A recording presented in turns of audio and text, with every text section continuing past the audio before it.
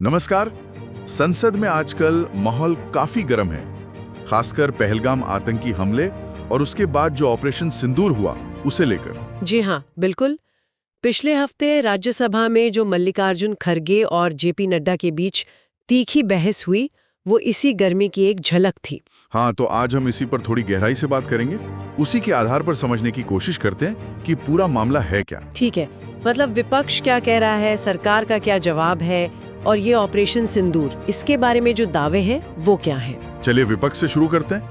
मल्लिकार्जुन खड़गे साहब ने इंटेलिजेंस फेलियर का बड़ा आरोप लगाया। हाँ, उन्होंने वो लेफ्टिनेंट गवर्नर के किसी बयान का हवाला दिया था, कहा कि ये साफ तौर पर इंटेलिजेंस की नाकामी है। और सिर्फ आरोप ही नहीं, उन्होंने नियम 267 के तहत मतलब सारा काम रोककर तुरंत इस पर बहस की मांग की, पहलगाम पर भी और ऑपरेशन सिंदूर पर भी। जी, नियम 267 यानी मामला गंभीर है और तुरंत ध्यान देने लायक है।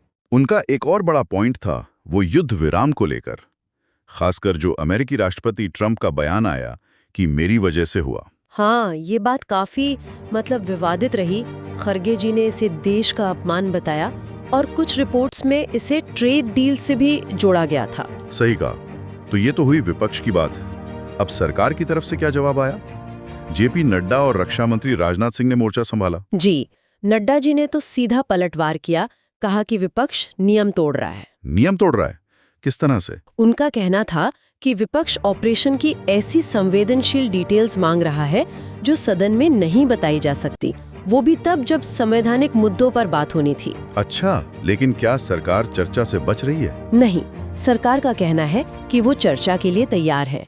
रक्षा मंत्री राजनाथ सिंह खुद बहस शुरू करेंगे और ऑपरेशन के बारे में जो जरूरी बातें हैं वो देश को बताएंगे। और उन्होंने ऑपरेशन सिंदूर को कैसे पेश किया? उसे तो प्रधानमंत्री मोदी के नेतृत्व में एक बहुत बड़ी ऐतिहासिक और अभूतपूर्व कार्रवाई बताया गया है। साथ ही ये भी कहा कि एनआईए जांच कर रही है, 2 लोकल लोग पकड़े भी गए हैं। जी, और हमले में लश्कर-ए-तैयबा का हाथ होने की भी पुष्टि हुई है।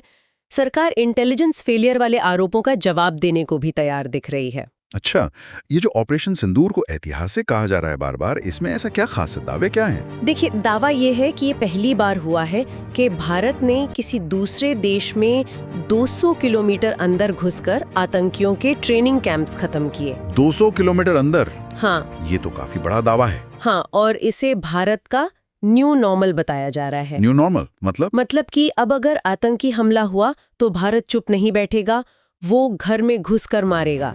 जैसे पहले सर्जिकल स्ट्राइक हुई, एयर स्ट्राइक हुई, ये उसी कड़ी में अगला कदम माना जा रहा है। और शायद इसीलिए प्रधानमंत्री मोदी का वो आदमपुर एयरबेस का दौरा भी अहम हो जाता है, जो पाकिस्तान बॉर्डर से सिर्फ 100 किलोमीटर दूर है। बिल्कुल, वहां से पाकिस्तान को एक तरह की चेतावनी देना, ये सब उसी न्यू नॉर्मल वाली नीति का हिस्सा लगता है। लेकिन जनता का क्या रिएक्शन रहा है इस सब पर? जो सोर्स हमारे पास हैं उसके हिसाब से वो थोड़ा मिला जुला है। देखिए, पहलगाम हमले के बाद गुस्सा तो था ही, फिर जब ऑपरेशन सिंदूर की खबर आई तो जाहिर है खुशी हुई। लेकिन जब ये बात आई कि युद्ध विराम का क्रेडिट कोई बाहरी देश का नेता ले रहा है, अमेरिका, और फिर वो ट्रेड डील वाली बातें, तो कई लोगों को ये अपमानजनक लगा। मतलब हमारी कार्रवाई और क्रेडिट कोई और ले रहा है। हाँ, ये पहलू मामले को और उलझा देता है। शायद इसीलिए संसद ने भी इस पर इतना समय दिया है।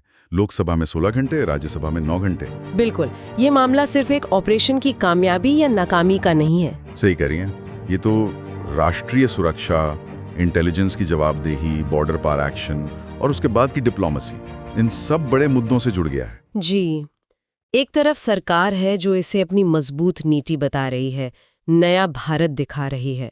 दूसरी तरफ विपक्ष है जो इंटेलिजेंस चूक और ऑपरेशन के अंत पर सवाल उठा रहा है। तो आखिर में ये पूरी बहस हमें एक बुनियादी सवाल पर ले आती। कौन सा सवाल? कि राष्ट्रीय सुरक्षा के इतने सेंसिटिव मामलों में कितनी जानकारी पब्लिक होनी चाहिए, कितनी संसद में डिस्कस होनी चाहिए, पारदर्शिता और गोपनीयता के बीच वो लाइन कहाँ खींची जाए? ये बहुत अहम सवाल है, खासकर तब जब आप एक न्यू नॉर्मल सेट करने का दावा कर रहे हों।